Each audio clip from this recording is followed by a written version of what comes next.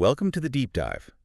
Today, we're going to explore a really important part of how automations built with UiPath's Robotic Enterprise Framework, REFramework, as most call it, actually get their work done. We're diving into what happens inside something called the process transaction state. Right. You can think of this as the main engine room, really. It's where your automation tackles each individual task, especially if you're using queues to manage the workload. Queues, yeah, so like a list of invoices to pay or customer requests, things like that. Exactly. The process transaction state is where the bot picks up each item from that list one by one and does the actual work needed for it.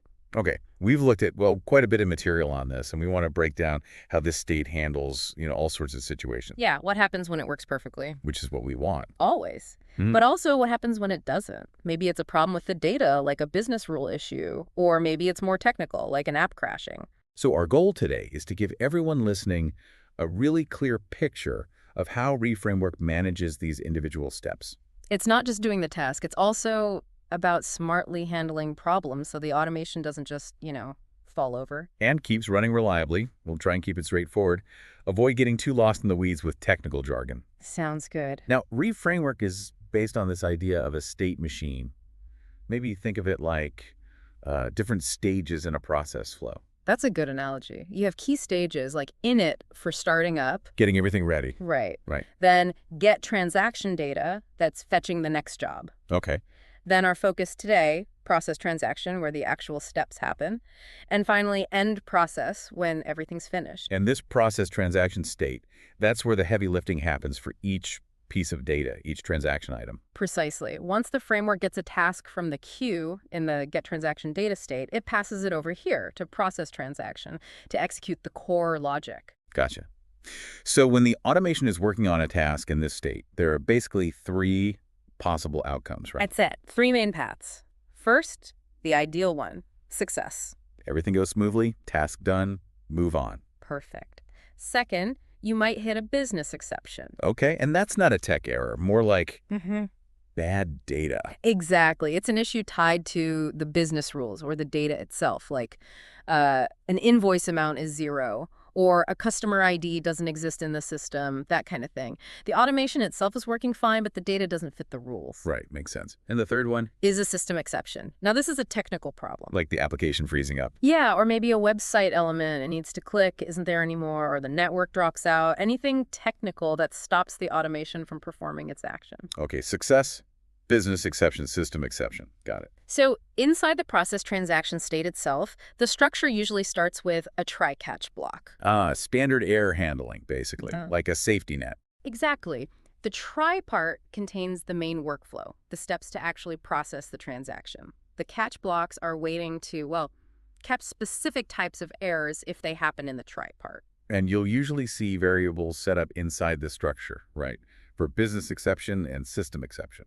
Yes. Typically, they are initialized to nothing or null at the start of processing each transaction. It's like saying, okay, no error is encountered yet for this item. So in that try block, that's where the main action sequence is called, often just called process. That's the common practice. You invoke a separate workflow, often named process.saml, inside the try block. This is where you put the actual automation steps for your business process. And it's good practice to make that process workflow modular, isn't it? Break it down. Oh, absolutely. Best practice is to break down your process into smaller, logical sub-workflows. Think of them like building blocks. Maybe one for logging in, one for scraping data, one for entering data. Makes it much easier to manage and to debug, too, I imagine. Definitely. And the key thing is how this interacts with the try-catch. If a business exception is thrown from within that process workflow or its sub-workflows, it jumps straight to the business exception catch block back in the main process transaction state. Exactly. And likewise, if any other error occurs, a system error, an application error, it jumps to the system exception catch block. That try-catch is the first gatekeeper for handling things gracefully. Okay. Now, if we're using queues, how does the automation get the specific data for the task it's working on? You mentioned in transaction item earlier. Right. So when the get transaction data state fetches an item from the orchestrator queue, it passes it to the process transaction state using an argument, typically called in transaction item. This argument is of the type queue item. So it's like a package containing all the info for that one task. Precisely. And inside that queue item package, the data is usually stored as key value pairs. To get a specific piece of data out, you use the specific content method. Ah, okay. So if my queue item has fields like first name and last name. You'd access them using something like in transaction item specific content first name and in transaction item specific content last name. You'd usually convert it to the right type, like a string. And then you'd assign those values to local variables, like stri first name, stri last name, to use in the automation steps. Exactly. It just makes the subsequent steps cleaner and easier to read than using specific content everywhere. Okay, let's walk through the happy path first. Success. The process workflow runs, no errors thrown. What happens next? If the process workflow completes without any exceptions, the control flow moves to another dedicated workflow, usually called something like set transaction status success. And that does what it says on the tin, I assume. Tells orchestrator this item is done. Pretty much. Its main job is to update the status of that in-transaction item in Orchestrator to successful. Does it do any checks first? Yes, it typically checks that the in-transaction item isn't null and is actually a queue item, just to be safe. And interestingly, even this success workflow often has its own internal retry mechanism, just in case the communication with Orchestrator fails temporarily when trying to set the status. Belts and braces. Good. Yep. It also logs a message confirming the success, increments the transaction counter so the framework knows to fetch the next item. Right. Moves on to transaction number 2, 3, and so on. And importantly, it resets any counters related to retries or consecutive system errors because this one finished without a problem. Okay, smooth sailing. Now, what about the first type of problem? The business rule exception. That gets thrown from the process workflow. And caught by the business exception catch block. Right. So what happens in there?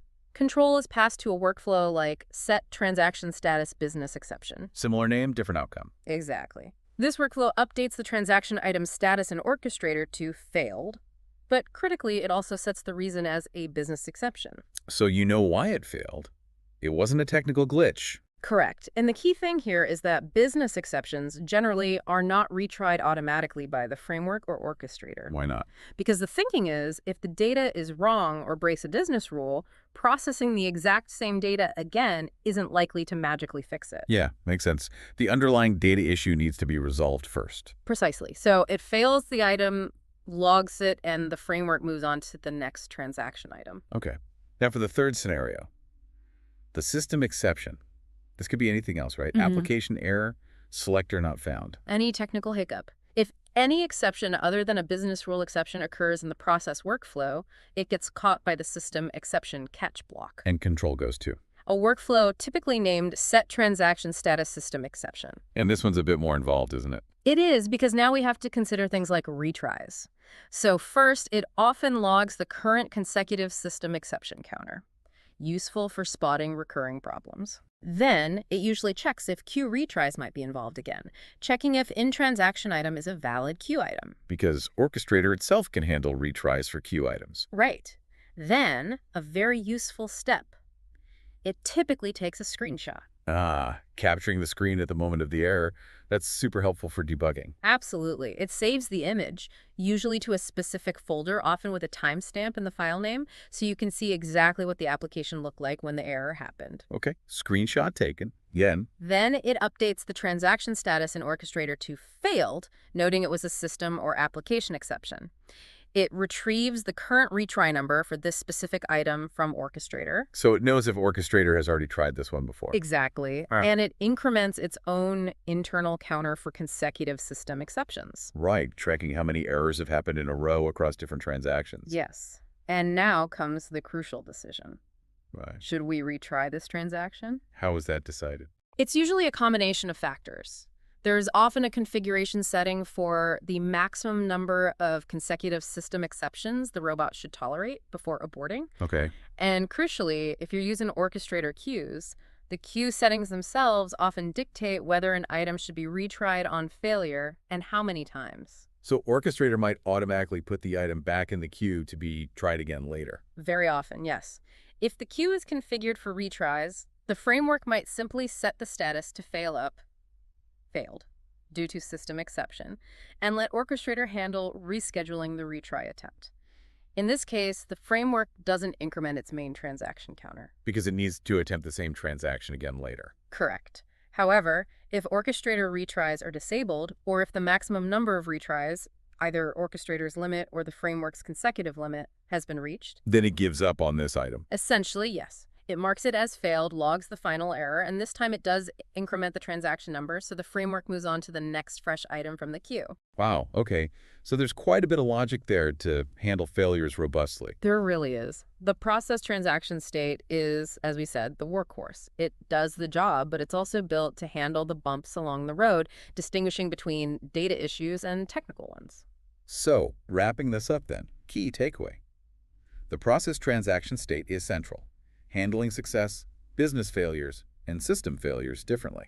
And understanding that different business exceptions usually aren't retried, system exceptions often are, potentially managed by orchestrator queues, is vital for building stable automations. Plus, the use of try-catch and those specific set transaction statuses workflows provides a clear structure for this error handling. Absolutely. And remember, how retries for system exceptions behave can be tuned.